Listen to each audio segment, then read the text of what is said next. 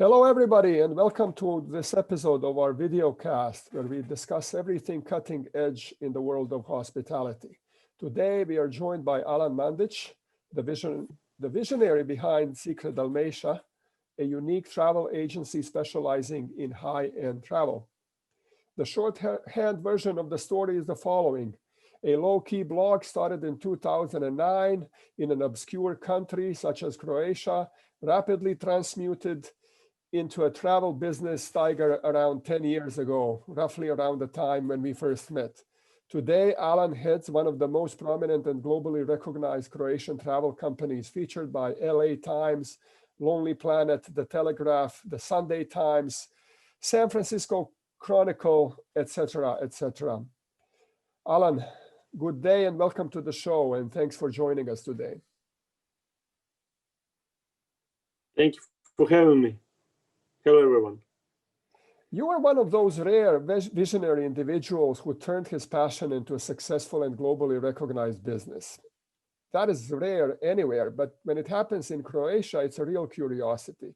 You founded your blog in 2009, and then you made way into the Pure, a society of leading world travel professionals, already in 2013. Can you tell us about Secret Dalmatia, its beginnings, development, and present realities? Well, I started, at first I graduated in US and got a better understanding of the culture and the travel when I was living there in the mid-90s. When I returned, then I had some time to think what I'm interested in doing next, but I always thought that Croatia wasn't presented and recognized as a great travel destination, and I thought we had so much to offer. I started my company in 2005, but it took me a few years to figure out what direction to go, as I'm not, travel is not my major, and I did not know much about it when I started, and everything followed by heart and did everything mostly by passion, which is not always the smart way. But luckily, I was working at the time when travel is still not developed as it is today in Croatia, and Croatia was not recognized as it is today as a major European travel destination. But the goal was always to my passion and to get more, to get some fantastic locals, to promote fantastic food, the great sites, fantastic heritage. All those things were always a drive for me, and it still continues to be so, even though today I'd say it's much harder because the world is changing, but we'll come to that point later on in our conversation. So I'm trying to evolve as everything around us is evolving. And but the growth since 2009 was quite rapid, wasn't it? Yes, the growth, biggest growth was basically after 2013 when we started joining Pure, and then afterwards we made some good business decisions and got associated with quite an interesting palette of fantastic travel designers from around the world, and that's how the business actually grows. And it's not so much about us; it's about the moment. It's about Croatia being finally recognized as a great destination, and that's how it went. It's very hard for me and anyone to imagine that I would be the one to run people come over and similar. It's more about what was going on with the similar. Okay, so you think it was partly the lucky moment in the evolution of travel in Croatia, correct? Yes. Today, if you were yes. today, the market is much more saturated, and you were to join the business today, the opportunities would not be the same. Yeah. All right. I would rethink if I would be joining the business today, not because of the COVID and 2020. I just think that the things are not as simple as many people see. It's a very complex business these days with lots of challenges. And I think there are more challenges now than when I was starting, especially in the niche that I'm in.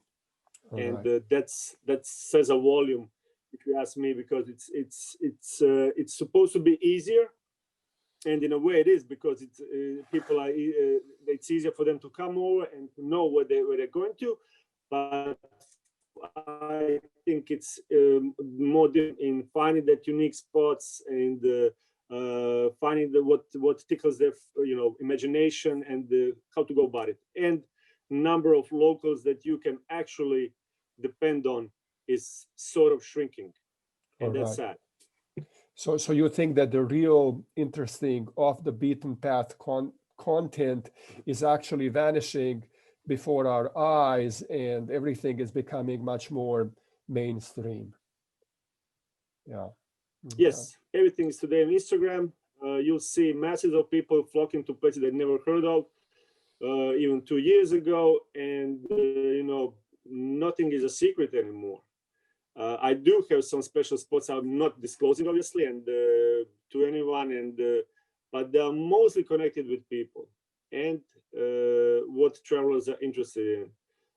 My biggest challenge was always that most of our clients are interested in 10 to 14 days of Croatia, seeing major highlights, and that's it. Going off the beaten path is so rewarding for many of them, but I'll just give an example that today we are witnessing the devastation of the spring of Cetina River, while 10 years ago we were starting sending clients there, and we sent a lot of clients there. It was a pristine and virgin area of Dalmatian hinterland. Now you'll see so many Instagram spots. Everyone's been there. It's ruined for everyone, not only for us. You can say that I don't want people to go there, but people go there to promote themselves, not the spring of Cetina River. And that's what we have now. All right. And but I also remember that in our numerous offline conversations that we had over the years, you said many times that the first wave of high-end travelers, when Croatia was just about being recognized on the global travel market, was the best. Can you please describe the changing traveler demographic and how the incoming travelers' wants and needs change with time? The younger the traveler, the less demanding and curious they are. Older travelers, realize that traveling is more about meeting different cultures. Today is not so much. Today is having fun, having a great photo taken at a great place. They don't need us for that. They need us for services. They need us to get a boat to, let's say, to go on a remote cave or whatever. But as you've seen, the market has changed, and what we witnessed is that less and less curious people are coming. People who are very superficial in many ways are now here in bigger and greater numbers than they used to be, and Croatia is becoming just another bucket list destination they need to tick off. And that's not something that I support, but when you come to business model, then you need to work with that and support your family, employees, staff, and people working for you. So, we have to play along, but we still try to get them, off the beaten path and show them things that they cannot find on their own in places that, like even like Split and the rest of them. And where have those people who are interested in the off the beaten path places, where have they gone? Did they went to other locations, or they just losing interest? I don't think they've gone anywhere. It's just that they are traveling to different parts of the world now, and I think it's more about they are, the older generation.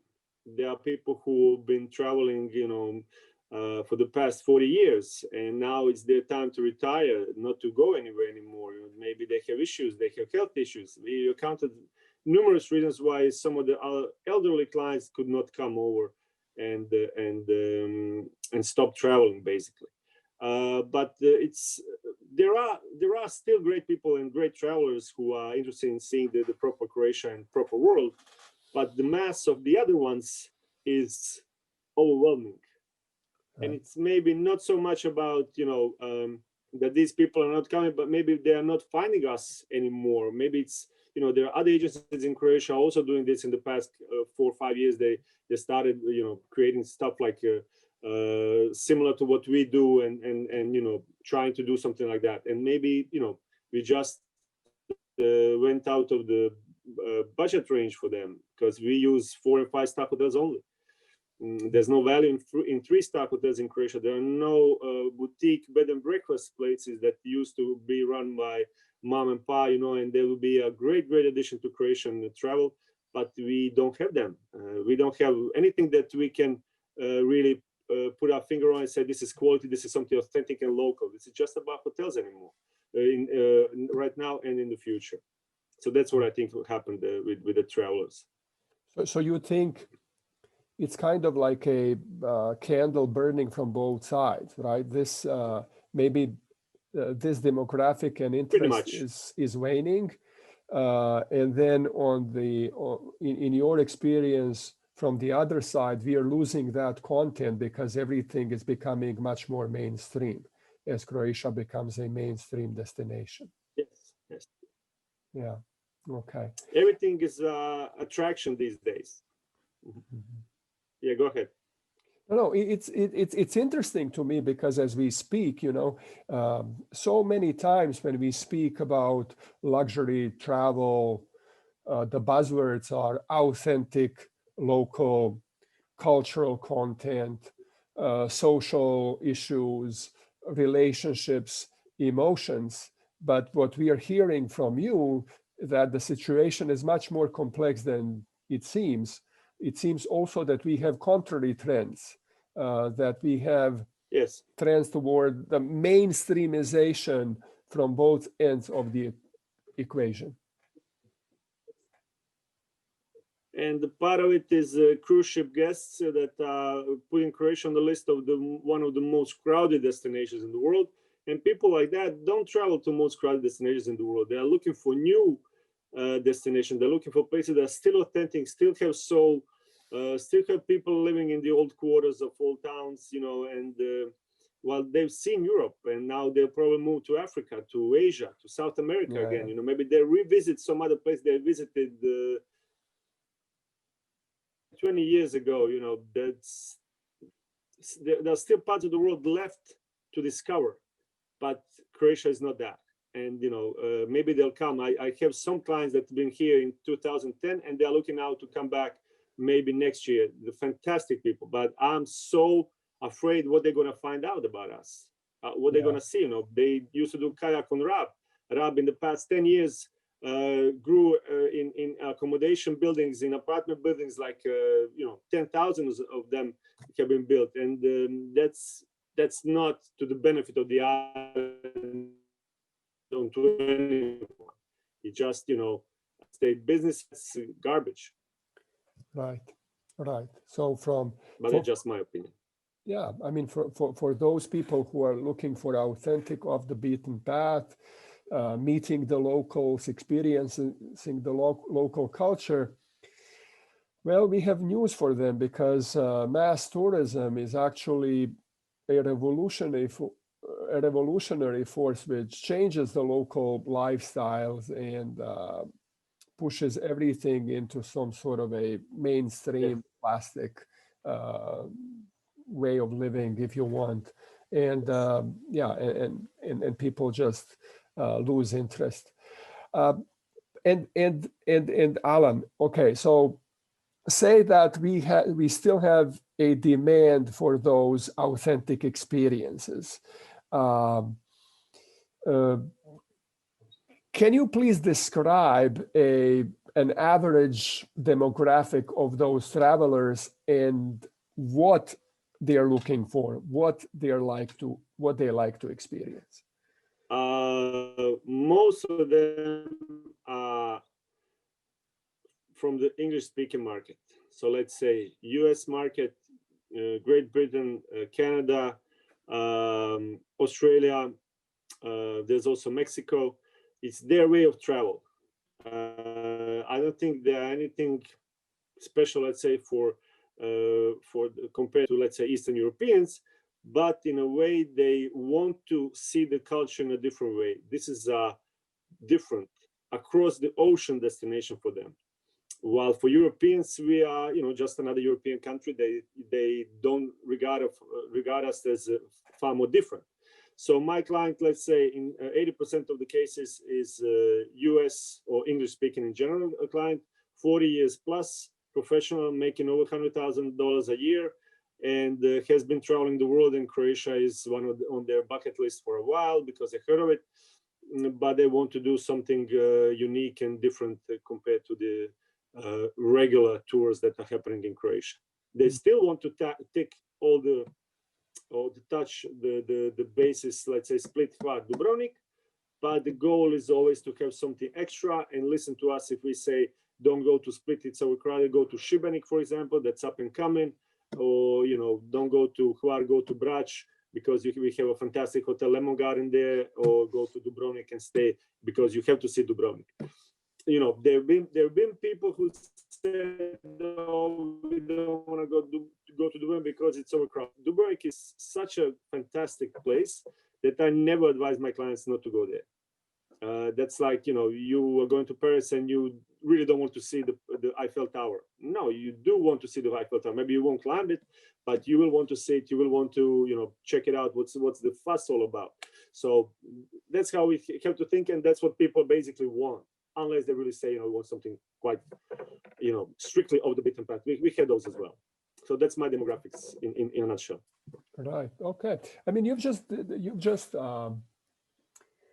confirmed the usual demographic of that segment. So normally white from overseas countries, educated, well-traveled, married, professionals, high income, looking for some kind of education, looking for something that will move them, something that will inspire them, something they can apply to their life. So people who are looking for meanings, something beyond the obvious. And we also see, and I'm not sure whether you were observing the same trend, but we also see that sometimes these people are willing to give up the luxury amenities and go for modest accommodation, maybe modest transportation, maybe even modest flying and boutique hotels, sometimes even Airbnbs. But what they want to be immersed in something which they see as authentic. Yes, happens quite often, but still people want to stay in good accommodation. That's somewhat of a standard, especially now. Previous in the years when we were starting and curious people were coming, they really did not care, and we did not have anything to offer. Villa Dubrovnik was under construction for a while, and they couldn't even get there. And then when it opened, many of our clients are going there. We kept them, let's say, in the hotels in the old town. We kept them outside of major destinations. Split, for example, had only a few hotels, so it was a struggle to work in those days because of accommodation. But now, people were willing to sacrifice that just to experience Croatia before the crowds. They knew this was happening. We knew it all, but we were never hoping that we will make mistakes that like the rest. But of course, with the politics and the low employment rates, that was inevitable. It was something that was supposed to happen. Right. So, which leads me to another question, Alan. So, the present demographics coming here, they do look for good accommodation. So, in many, I think everywhere you go, we are lacking branded hotels in Dalmatia for sure, but also in Istria and other places. And we are also lacking high-end accommodation in big hotels in many cities. I heard from some of your guests, they sometimes enjoy boutique hotels, but many times they would like a big hotel because then they have bars which stay open late and at night, and and sometimes they need to get up early because of, or stay up late because of the time difference and something they need to do, and all those things. Sometimes to watch a game, right? And if you're in a small boutique hotel, those facilities are simply not there. So can you please tell me how much of a hindrance that is for your job? It used to be somewhat, but now, if we have a really special accommodation to recommend for a couple of nights, they'll go for it. They are not so much into bars and similar, they are more into real quality downtime. Let's say we had a client that a few years back, and she was on TripAdvisor, and she found us by some reviews, and then she decided to travel with us. And instead of Hvar that she insisted on, we insisted on the Lemon Garden on Brač. Because she was really not the type of the person that would enjoy Hvar, and especially in those years, like 3 or 4 years ago, when Hvar was really, crazy. And then she enjoyed it so much that she said, okay, I'm sitting on my terrace in a hotel, in beautiful hotel in fantastic Sutivan, enjoying the peaceful evening with a glass of wine. I'm so happy I didn't go to Hvar. So, you see that we have to read minds of those people, and she still got to see Hvar, but she realized when she stopped by that, on that day boat trip, she realized it's not a destination for her. And she was so grateful that she's in a perfectly peaceful oasis and having time for herself, not worrying about, crowds, not worrying about the madness of the Hvar town. She just realized, this is for us. And that's, sometimes it's good to offer stuff like that. And we usually try to keep them away from really crazy places. In Dubrovnik, we don't go to Old Town. We now stay in Villa Dubrovnik Excelsior, I guess, Hilton even. But in Split, Palace Judita, it's our favorite hotel. It's smack in the center, and they love that hustle of the old, that buzz of the old town, of the center of the old town of Split. They really enjoy it. But obviously, that's not happening every night. That's only for 3 or 4 nights they're in Split, and they appreciate it. And then they go to something peaceful and they can really enjoy it. So mix and balance is always good. Mm-hmm. But and that's your job, really, to personalize, to establish a relationship with the client. Yes. To make their profile and kind of invent, what would be a fitting experience for them. Yes. All right. So do you think that, for example, places like Split and Šibenik, Split, for instance, we see that 2 hotels in the center of town are currently being built, Birkenstock and Hotel Marian. Do you think that this will bring a new opportunity for Split, or things will pretty much go on as they are? It will bring. This is, Split is now having a problem because there are too many hotels. And with these numbers that will even grow, I'm not sure what will become of Split.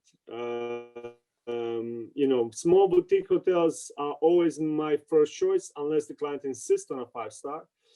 But with all these hotels opening, and even if the Marriott opens in the big tower, hopefully, at the moment it's not opening, but hopefully there will be some decision on it soon. I'm not sure what will become of Split. Split needs to keep that fantastic Mediterranean vibe that it had going on for years. But lately people don't enjoy it as much as they used to, let's say 6 or 7 years ago. I found Split to be the best in 2012 and 2013 because it just had the right balance between the mass of the travelers and the great local living. So with these new hotels, you are looking into like new hundreds of people pouring into old towns. So either you expand towards Varoš and similar areas with some ideas how to do it properly and sustainably, or you're just stuck with people flocking to the Diocletian's palace and being on Riva and complaining about crowds every day and not coming to Split ever again. And that's a real danger. We had clients coming to us and saying, "Oh, we don't want to go to Split. We heard it's too crowded."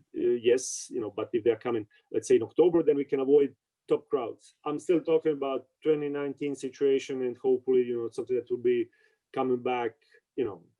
Some sort of tourism in the next year or so. So I'm just worrying that we may repeat the same mistake that we did, before the lockdown and Corona. Right. If we learn from this and we do have a year to pause and think about this, then we can think in what direction to develop the cities and what to do with people coming here. Because we'll be stuck with immense crowds very soon unless we do something about it. Right, and that means so those are my and that means further deformations and degradations of the destination, probably.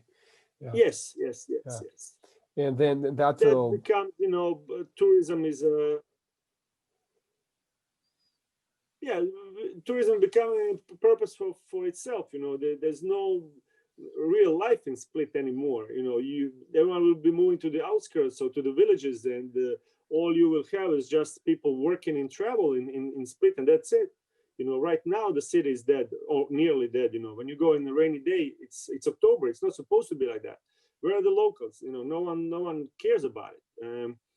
And those are the things that are happening in all the towns along the coast, because everything became business and everything became travel and tourism and everything became real estate, and there's no thought about how to actually have a quality life there, because there is no quality life there. There's no life at all. There won't be life at all very soon in those areas. Yeah, they're like empty and I'm shells. talking about all the coastal cities. Yeah, they're just like empty shells, right? With no authentic, authentic life. But when you go to these, because you're a global traveler too, and you go to some exotic places such as Ethiopia, Mauritania, Armenia, etc., what impressions do you bring from those travels, and what can we learn from those locations? People is the only asset besides nature and culture, of course, but people are the single greatest asset of every destination. And without that, forget about it. Everyone can be a guide, but very few people can be fantastic guides. Everyone can be, we have a lot of hardware now, but we're losing software to the tourism industry. And, there are fantastic hotels these days. There are fantastic boats, yachts, and similar, but where's the soul of all that? You can count on the fingers of your hands, people who are really fantastic and superb that you can send anyone to, and they'll translate that energy, that local feel, that way of life that's unique to the area. Everyone is becoming manager. Everyone is becoming big shot. Everyone's becoming, person who has money, wants to drive a big car and similar, Consumer, yes. And there's nothing there, there's no soul in that. I'm just looking at the area that I live in. I live in Beograd. And I don't want to move because it's a perfect size town. It's a 5,000 people strong. But still, we don't have enough people living here that I can produce great and authentic experiences here.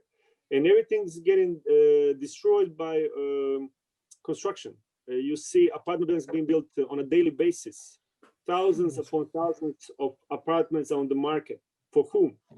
Now I helped one of the things that we're about to touch is the place that I financed. That's underwater settlement near my place. It's 3,500 years old, and we found even elements of a 6,000 to 8,000 year old settlement nearby. So these, instead of being fantastic places to visit with boats and everything, and also just a small digression is on that settlement we found the oldest olive pit on the Adriatic, because before there was always thought that the Greeks brought the olives with them, and which is silly in the basics, But now we found the evidence that the oldest olive pit in Croatia is found in this place, 3,500 years old. What do? Nearby olive trees are on the same exact spot where these people had their own olive trees. But no, now we're coming down and building apartment buildings. We cannot use this for a fantastic story that the oldest olive oil is from this region. Just put it this way, it doesn't have to be. Bar has the older one, Brioni has the oldest trees, But this is the area that can have a fantastic story. That's fantastic foundation for this. No, everything's getting messed up for a short-term profit, for selling this, and so you can pay the people, staff working in the local municipality. And that's not how you run anything. That's basically how you destroy everything. And that's like a perfect story how we consumed our land for eternity, let's say. And the problem with these people, they think and they act like someone nicely put it on online these days, is that these people act like they are the last one living in this area. And that's the scariest thought ever. Right. It's after us, there's nothing. And right. It's disgusting to think that way. Instead of preserving this for our generations, to new generations, now we talk about having more kids in Croatia for what? To be waitresses and servants in the hotels. That's the future. Yes. And when you think when you think about it, you've just portrayed a perfect picture of consumer mentality. We are consuming everything. Yes. We are consuming our resources without even caring about what's going to happen next. And all these fantastic locations and historical traditions and resources that we are yet to deserve are actually giving way in front of the most primitive logic, which basically devours and consumes the environment. And just as you said, how cities or towns are becoming empty shells, you could also say that about people. And this is why we're lacking content, because people are just as empty. So our communities are basically a reflection of the emptiness that lives in our bodies and souls. But when you go to those Ethiopia, Mm-hmm. But the problem is with the new generation is getting bombed with very shallow things. Trash. You see the numbers of suicides among girls increased, several times in Croatia and the world after the Instagram was introduced. No one, they cannot cope with that. And same with destinations. After Instagram was introduced, everyone's doing a YouTube video on something. They were showing places unique, and everyone wants to be like a live of nothing, basically, no effort, just taking photos. And then, people who cannot fight that, and destinations cannot fight that. If you put spring of Cetina River and everyone wants to go there, it cannot be. It's not sustainable. Now they're building a platform to look down at the spring. Now they're building a bridge, renovating the bridge, basically destroying it. It makes no sense what people are doing to attract more and more people instead of reducing those numbers. But this is a trend, the trend that may stop soon or be obsolete in a way in a couple of years, maybe not, which is a scary thought. But when I go to the places that I visit, let's say Papua New Guinea, that was my last trip, Mauritania, Senegal, and similar, you see that the biggest assets are basically humans living there, their culture, and the uniqueness of that culture. Globalization is simply not giving you nothing. You learn nothing out of globalization. Pardon. So in those places, I'm most attracted to people besides nature and architecture, but mostly people is what really is the most exciting thing about that. Homo sapiens, we as a race are fantastic. We are unique and a magnificent animal, pretty much, but we are a very dangerous animal. What we do to the nature and how we don't care about it is it's really scary. So, you know, I'm going there, I see what people are doing, and I see the trends that they are trying to do. They're trying to become Europe. They want to become popular tourist destinations, but they are following the same trap that we fell in. But luckily, they are far away and they are not so easy to get to at the moment. But, you know, with the trends in 2019, that was about to change in the next couple of years. Now it may take a couple of years more, unless they learn something about it. Right. But as you see, the trends are changing. Let's say Thailand was thinking about, their minister was talking about they're really rethinking tourism in Thailand. They're thinking that one rich guest is bringing more than 5 poor guests, 5 backpackers, and they will turn to something completely different than what they used to be. Then you have a thought with them. They also discussed how about making travelers spend 1 month in Thailand minimum, which is insane.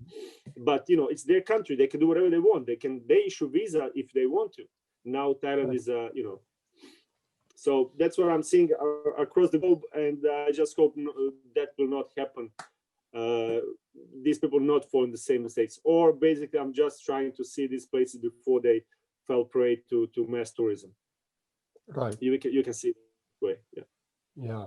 At least they're at least they're trying to think and plan, which leads me to another question. Alan, you also go to the Pure Experiences conference to Marrakesh,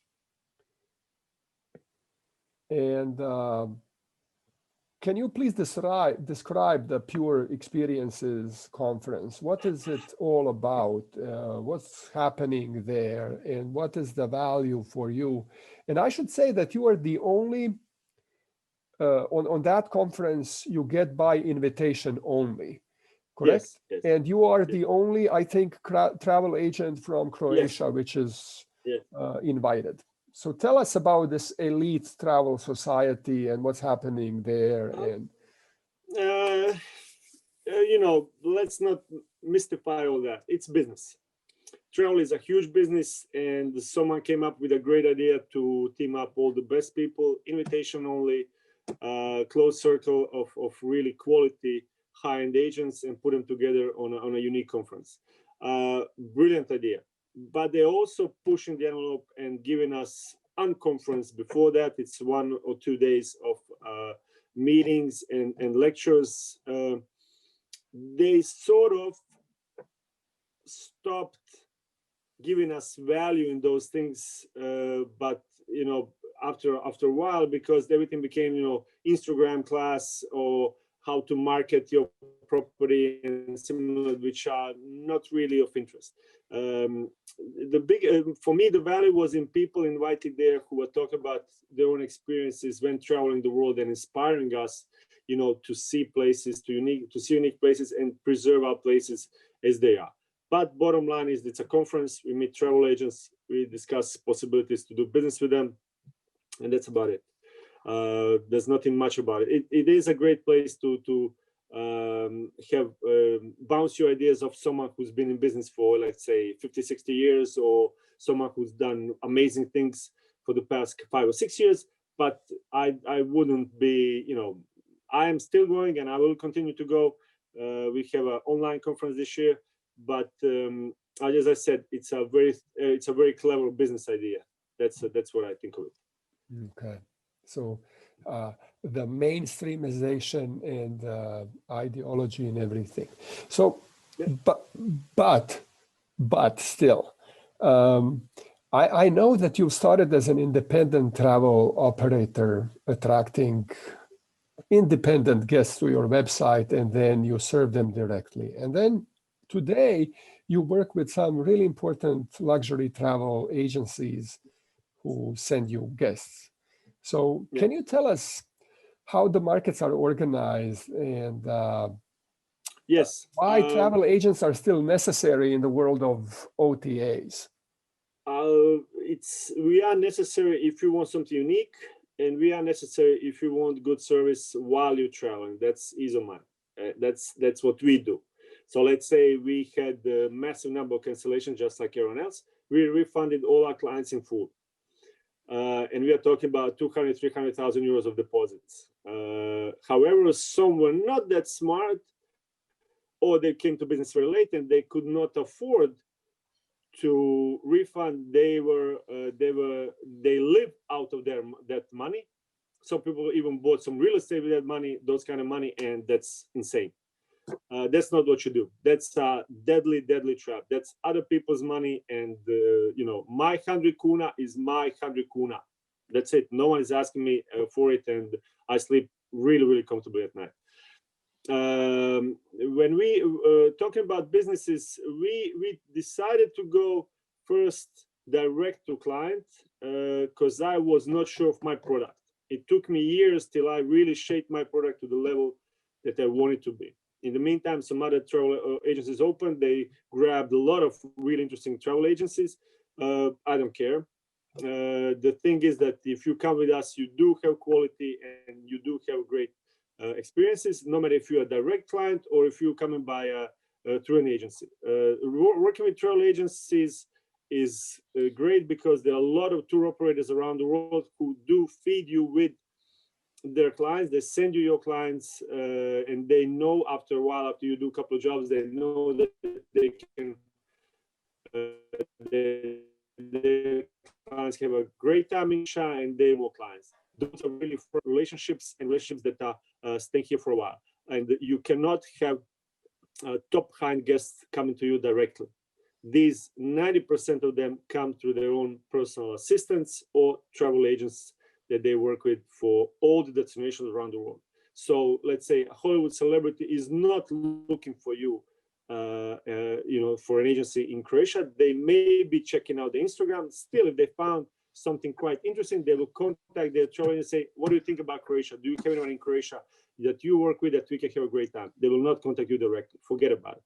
Right. That's why business trade shows are important. That's why people do go to travel shows and to business shows and try to advertise, start their business. I had through the years many young folks coming to me and saying, oh, we are a very creative agency, we would like to work with you. Creativity means nothing unless you can reach out to the client. You have to show creativity when you have a request. Every request is different and unique. Right now we have a 3 weeks for a super high-end client from US coming through our UK partner. It's a 24/7 job. Every day something changing. You think you can work at that level and be creative and find something to do on Ceres Island in November? It's extremely difficult. And they so much liked our programs and what we offered, that they came to us and said, can you give me your staff to work with in Italy, because she works on such a different level with our Italian partners. Oh, I know that because I picked my staff, pick them myself, and I talk to them and I see how capable they are of doing this, of doing things at this level. Or simply forget about it. As I said, it's easy to be creative.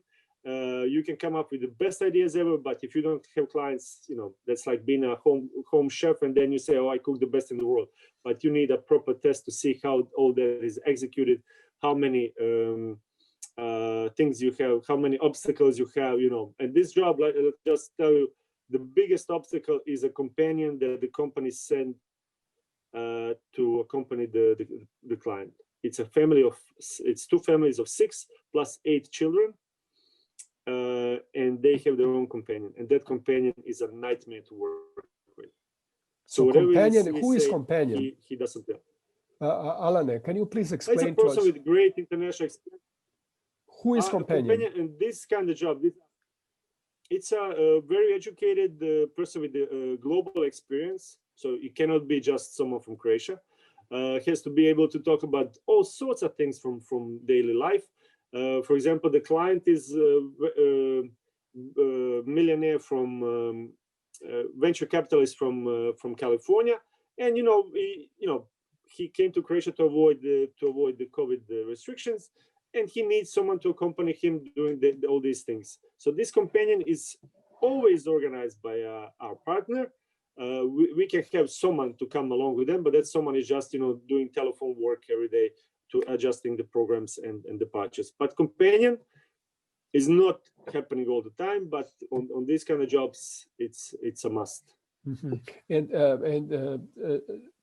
just for our clarity, are you supplying the companion, or they come with the companion already from their home country? They come with a companion that's organized by our partner agency that sent us this job. So let's say the agent that we work with asked us to create a program for Croatia, and then they chose the companion that will accompany this client. Are they local, or they are also international? Always international. Always international. Always international. Okay. Always English speaking, always international. Okay. And so those people are basically linking the client with the provider, kind of filtering and local manager, right? Yes, we don't have direct contact with the client. So it's only through the companion. Yeah. All right. Okay. So that's interesting, and always, and I think it brings its own benefits, but also challenges. A lot of challenges in this case. Yeah, I can see that. Yeah. All right. So where do you see Croatia currently in terms of availability of luxury content? Now we talk luxury, not only authentic local, but just luxury hotels, luxury restaurants. I think we're okay. I think we have everything for everyone. Istria is probably the best one at the moment. Dubrovnik has its own limitations. I just think that in Dubrovnik, it's just mind-boggling that no one opened a luxury wine cellar in Konavle. You don't have to make wine. You just open a tasting room that's stunning. So, something's missing in Dubrovnik area for sure. While the area is brilliant and the archipelago, stunning. Split area is shaping up nicely. Hvar is very good, especially now with the Maslina opening. Vis, nothing. Korčula, okay, but far away. Zadar region is falling prey to mass tourism even more. Šibenik is probably the best developing city on the Adriatic, but still needs better PR.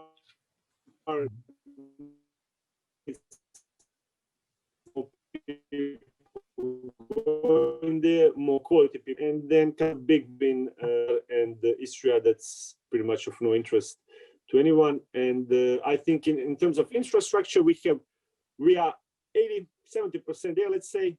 But when it comes to, that's hardware, but when it comes to software with people, we still have a lot of work.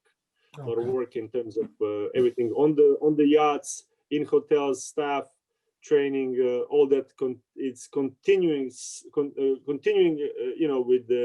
with great education, with forming and shaping up young people to be true professionals in this business. To understand what this is all about and to attract really top-notch guests. If you are a F&B manager, you do need to know your liquor. You do need to know best whiskeys and have them available in your property. And then, this is for this type of clientele, you need to have some international experience. That's why I advise everyone to go out at least for a couple of years and to learn about the world and then come back if they're willing to come back. But definitely come back to Croatia because we depend on people like you and making sure that Croatian tourism is not stuck, in year 2000, but it progresses as the world progresses as well. That's what I think is happening now. In the future, I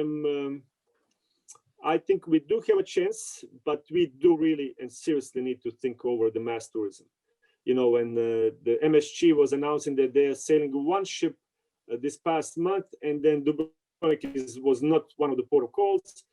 Dubrovnik, immediately mayor and whoever was, complaining, we have to, protest about this. No, you don't have to protest about this. You have to rethink your tourism and have Dubrovnik on the list of the exclusive places and make sure that it works as an exclusive place. Right. So, that's my thought. Those are my thoughts on the future of of travel in Croatia, but it's a ever-changing process. And if you would, if I would give you a crystal ball to look at the future, where do you see locations such as Istria, Dubrovnik, Split, Šibenik in 10 years' time? Realistically, I don't see them much further away from this, but I do hope things will change. Problem is in Croatia is that the government and locals depend so heavily on tourism money, and that will continue with devastation and similar. Istria has done some probably the best steps to moving away from that, but still, under the silver lining of great hotels, great restaurants, great taverns or whatever, you do have overdevelopment in villas. That's why the villas in there fell in pricing, 50% since 2000, let's say, and 16, 17. And, stop construction and preserve what you have some sort of education for these people, and how to go forward and how to progress. In Split area, I don't see much space for development of anything, and with these hotels happening, I'm just afraid the city will get even more congested and suffocated with crowds. Dubrovnik has its own on its own is still great and has all the infrastructure. I wouldn't move anything. I just think that you also have to stop construction with apartment buildings or whatever. Just moratorium. That's it. Forget about it. This is it. We've exhausted all our resources.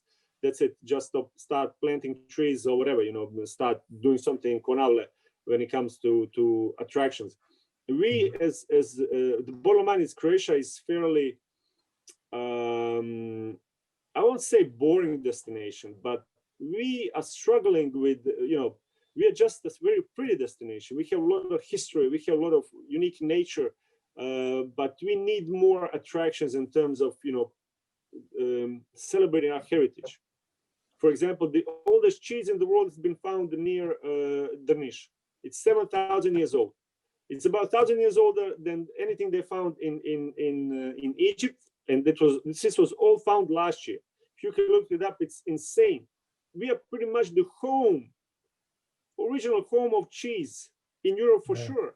In the world, fantastic. You do have to do something about it. You can't just let it sit there and say, forget about it. Same with these olive trees and nearby. You do have a great basis for gastronomic growth that's unprecedented in our past. This is first time that we are educated enough. We have resources. We have ways to get funding. We do have a lot of things that can be done these days, and nothing's being done. Right. My problem that I'm not doing this is,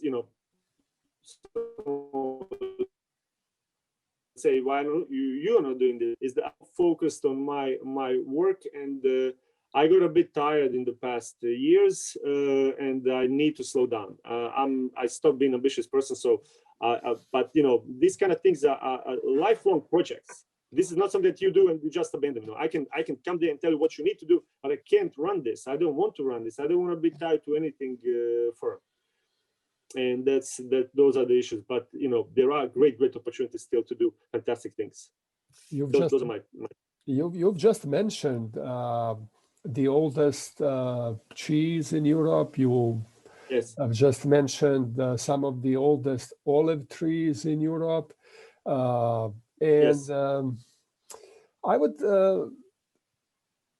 would like to just inform our crowd that you sponsor some very interesting archaeological projects. Can you please tell us something about your motivation to get involved? Archaeology was always my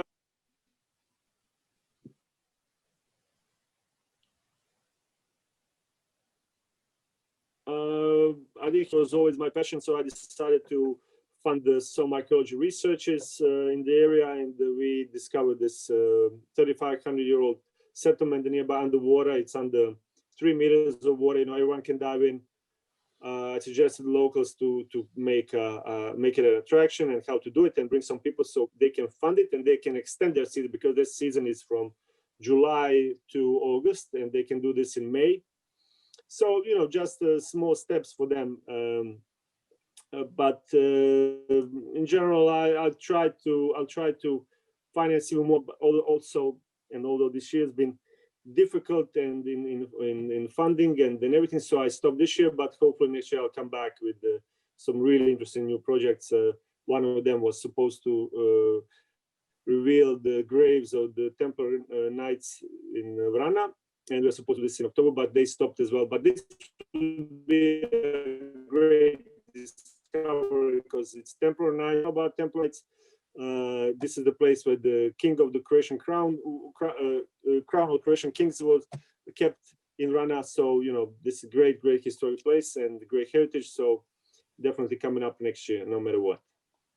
All right. So I think that those things will definitely create some new content and also for tourism. But I think that the preservation, yes. Yeah, and I think the preservation of our heritage is something extremely important for the identity and culture and future.